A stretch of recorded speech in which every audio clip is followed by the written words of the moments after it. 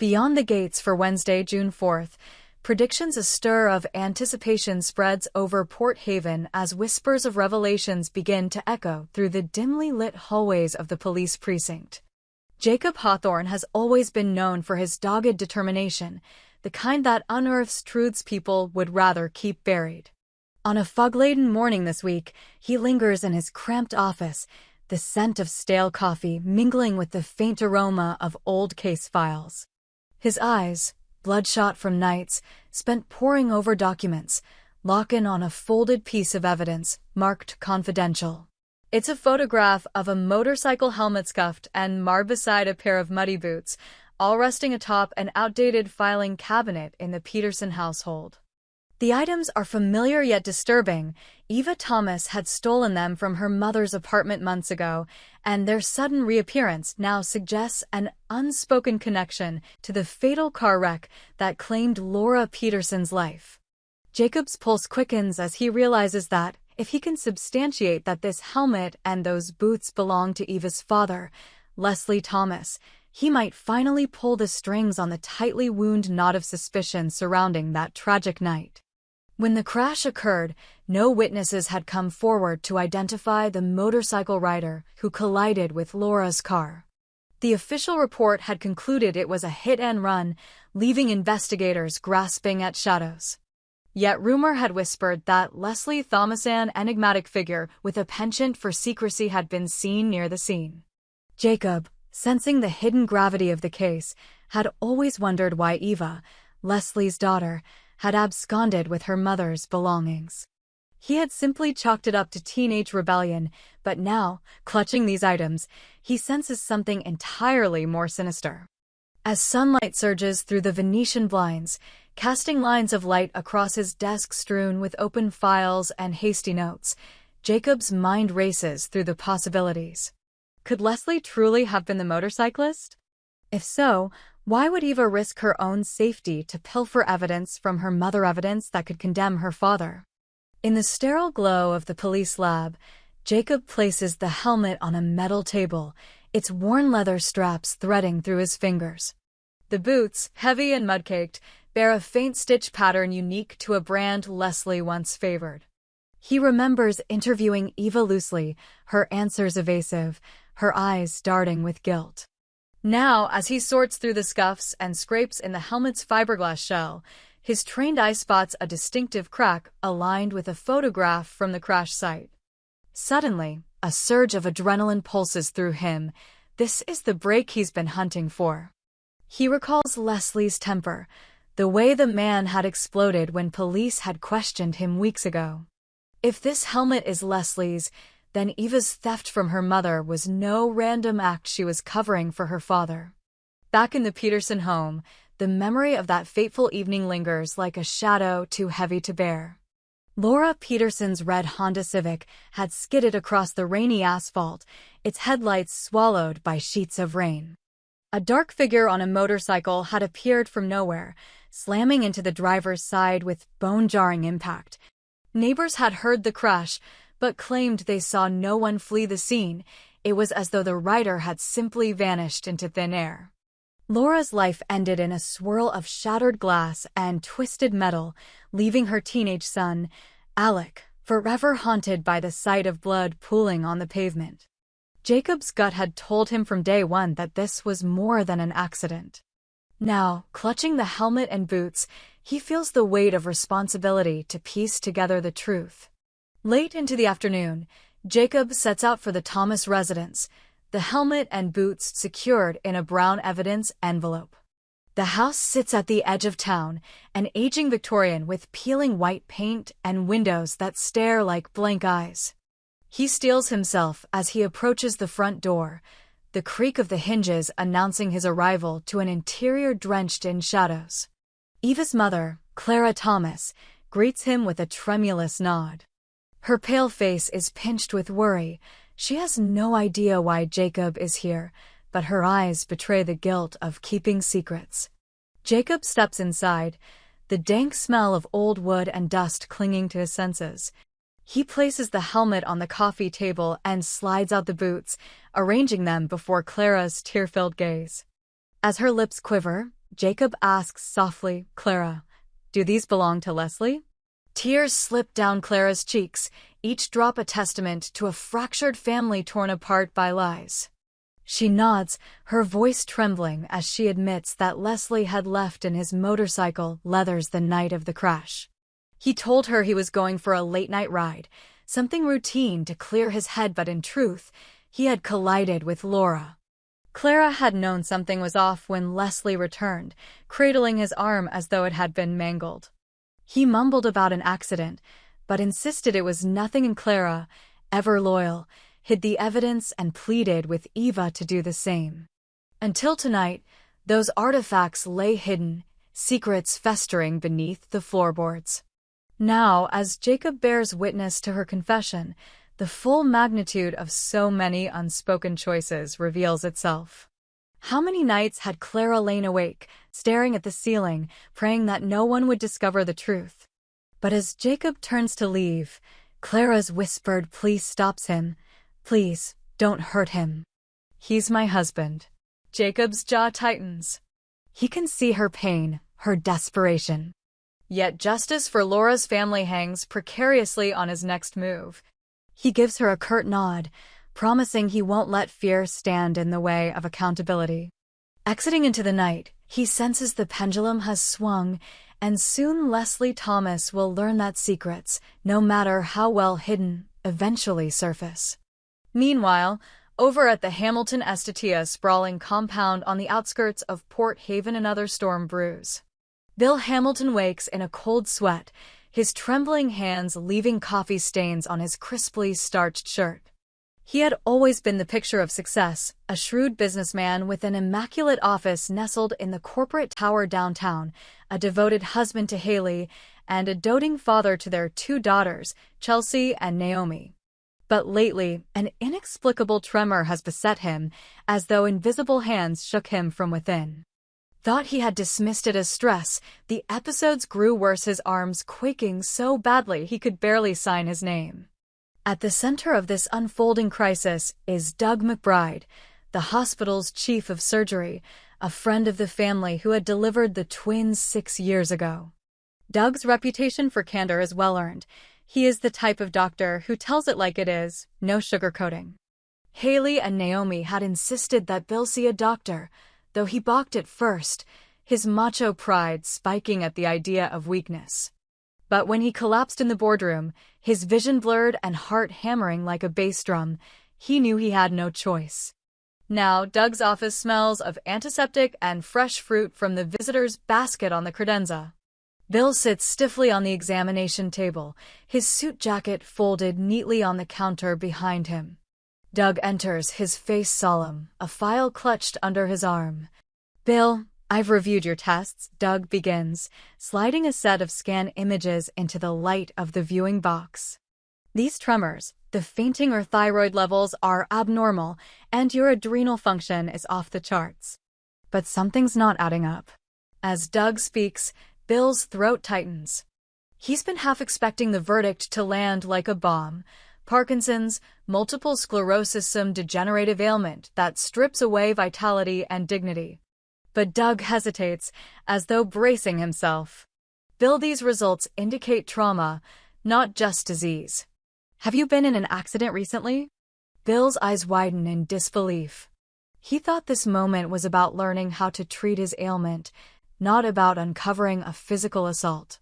"No," he manages, his voice ragged. "I haven't," his breath catches as Doug gently interrupts. "Bill, your MRI shows a contusion on your left temporal lobe. This pattern, it looks like you were struck." The revelation hits Bill like a freight train. He remembers no fight, no assault, no memory of violence. The only moments of disorientation occurred at home, the evening he stumbled in, bruised and bloodied, claiming he'd fallen down the stairs. Haley and Naomi had rushed to his side, calling an ambulance within minutes, but Bill insisted on brushing it off as clumsiness. Staring at the scans, Bill realizes the truth. Someone attacked him. But who? And why? As he tries to process this, Doug continues, "I've also found evidence of benzodiazepines in your bloodstream sedatives. Your heart rate and blood pressure dropped dangerously low before the collapse. Someone drugged you, Bill. A cold sweat breaks out across Bill's brow. He sits in stunned silence, the weight of suspicion settling like a shroud.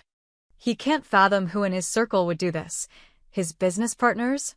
A competitor? Or something more personal? Back at the Hamilton house, Haley paces in the grand foyer, her worry etched into every line of her face.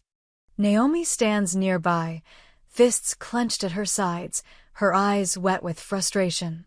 They had been at home when the paramedics arrived, and Bill had whispered to them through bloodied lips that it was just a freak accident. Now, with Doug's confirmation that it was an assault, both mother and daughter feel a searing fear set loose in their chests. The Hamilton name carries weight in Port Haven's social circles. They are used to enjoying privileges and luxuries, never violence or betrayal.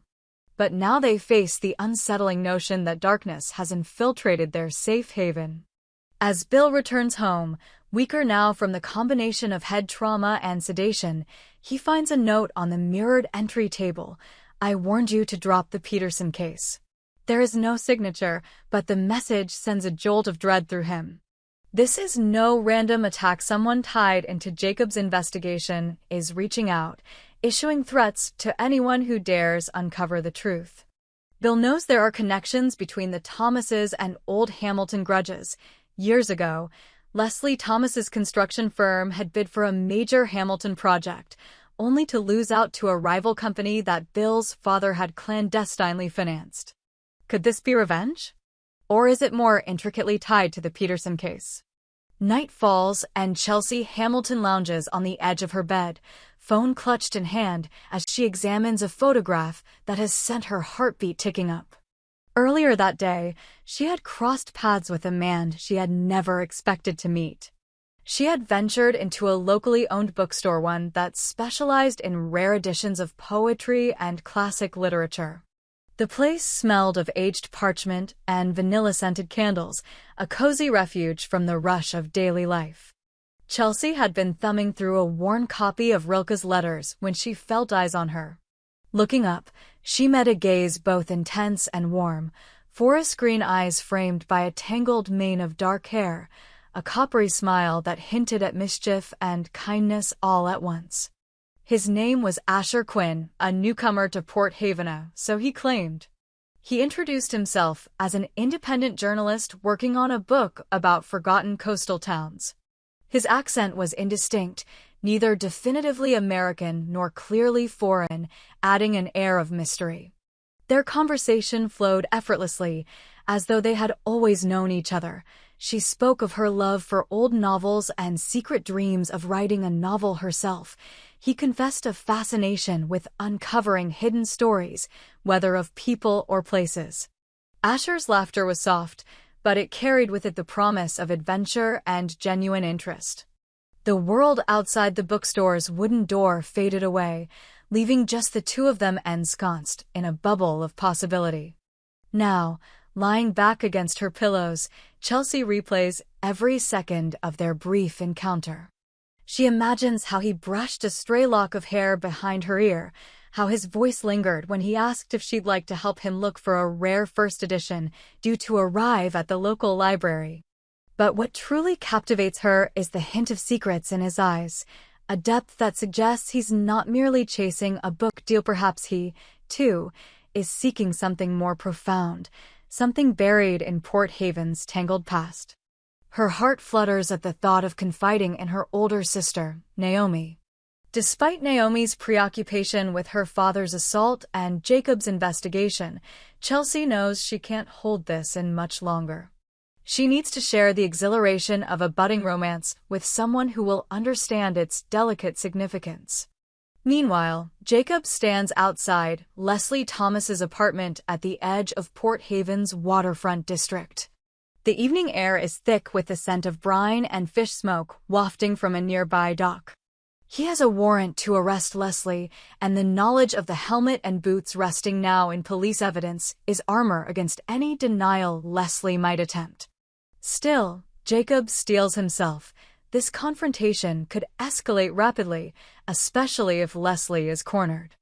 As he raises a fist to knock on the door, he recalls the times he confronted dangerous criminals, each moment teaching him that fear can twist men's destinies. Inside, Leslie, pale and unshaven, is staring out the window at the swells of the harbor. He doesn't hear Jacob's knock, lost in recollection of the crash, and its aftermath, a moment he wishes he could erase. Jacob's knock reverberates through the small living room, prompting Leslie to turn, eyes widening as he sees the badge in Jacob's grip. For a heartbeat, the two men regard each other, one harboring guilt that threatens to strangle him, the other simmering with the possibility of justice. "Leslie Thomas?" Jacob's voice is calm but steely. Leslie's mouth opens, then closes, a desperate gasp stuck in his throat. Slowly, he nods. "I have a warrant for your arrest," Jacob continues, stepping forward as Leslie's knees buckle.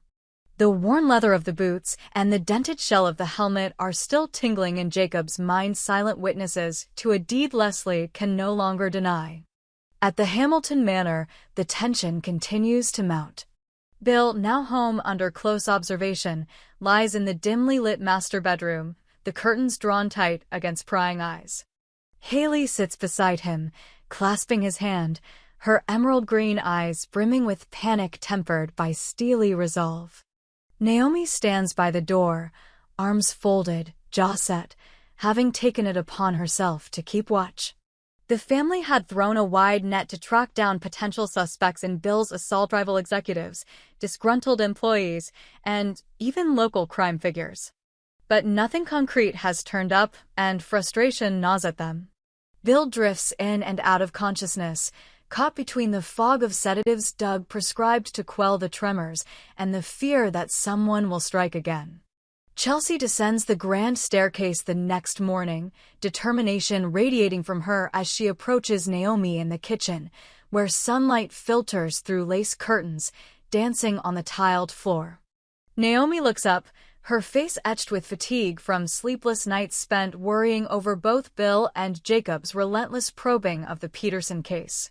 Chelsea takes a breath, revealing her secret. "I met someone, Naomi. His name is Asher. He's smart, funny, and he knows about old books. I think I'm falling for him." Naomi studies her sister's flushed cheeks and the glitter in her hazel eyes, surprised by a smile that tugs at her lips. It has been a long time since Chelsea's life held anything beyond school and social events.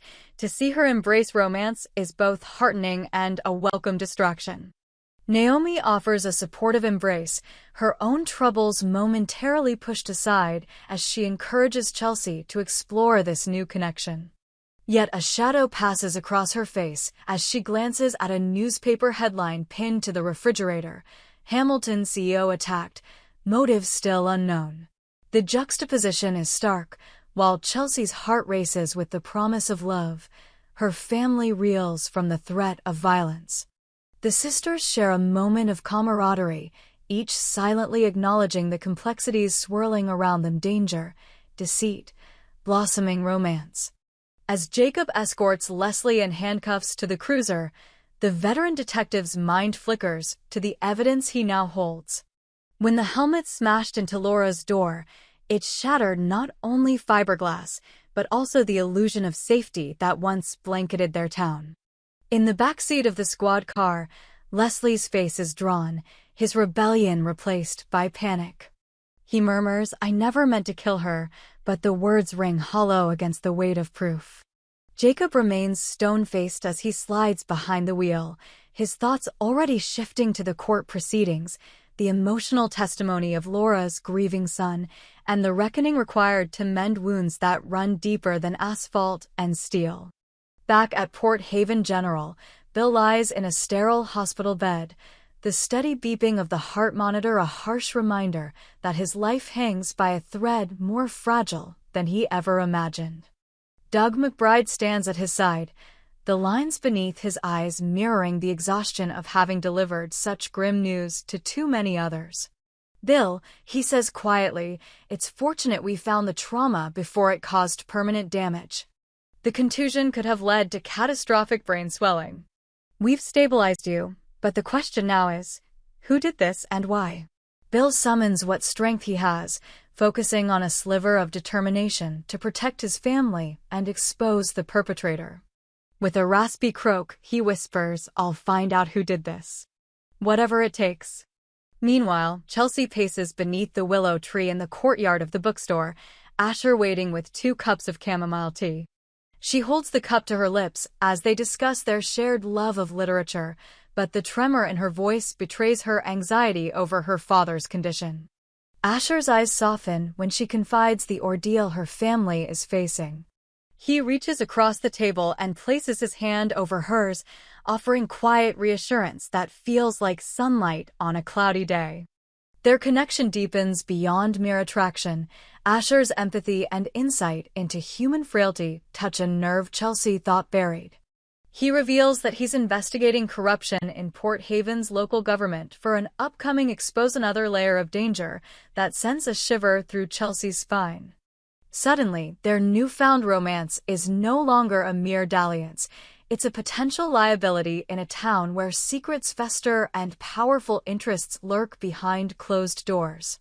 As the day wanes, Jacob compiles his final report, stitching together witness statements, forensic analysis, and Clara Thomas's confession. He knows that once Leslie's trial begins, the public spotlight will shine mercilessly on his own handling of the Cassid cannot afford mistakes. The courtroom is slated to convene later this month, and already protesters gather outside City Hall, some demanding leniency for Leslie, others demanding swift justice for Laura's family. Amid the crowd's roar, Jacob steels himself for what comes next: testimony that might shatter families, media scrutiny that will dissect every misstep, and the unspoken fear that enough pressure might tilt justice off its hinges. Yet he reminds himself that upholding truth is worth more than any accolade. It is a sacred duty. Night seeps into Port Haven like ink spilled across a page, gluing townsfolk behind locked doors. The Hamilton residence, bathed in soft lamplight, pulses with cautious relief as Bill sleeps more peacefully, sedatives easing his tremors as Doug monitors from a hastily installed bedside station. Haley sits vigil, her palms pressed together in prayer for clarity and protection. Naomi drifts into the guest room, thoughts consumed by plans to help her father and maintain Chelsea's happiness. She knows they will need to stand united against the storm that rages on multiple fronts. Chelsea lies beneath her quilt, Asher's words still echoing softly in her mind. "We'll face this together." The delicate ember of hope flickers in her chest, a stark contrast to the darkness of deceit and violence enveloping both her father's world and the Thomases' shattered lives.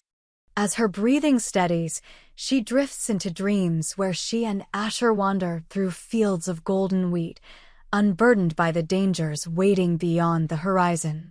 But morning will bring new challenges: revelations in Leslie's courtroom, fresh clues in Bill's attack, and the precarious balance of a fledgling romance teetering on the edge of scandal. By dawn, Port Haven stands poised at a crossroads. In one direction lies retribution for Laura Peterson's death, a reckoning that promises to unveil every lie the Thomases and their allies have spun. In another, it holds the promise of healing for a family shattered by violence, as Bill Hamilton fights to reclaim his health and protect his loved ones. And in yet another, it offers the possibility of new beginnings, as Chelsea Hamilton steps forward into love with Asher Quinn, unaware of how closely his secrets intertwine with the town's underbelly. As the first light of dawn pierces the horizon, illuminating mist-laden streets and shuttered storefronts, the threads of these lives woven with suspicion, betrayal, hope, and passion converge toward an uncertain future. In Port Haven, when the gates open to reveal buried truths, none will emerge unchanged.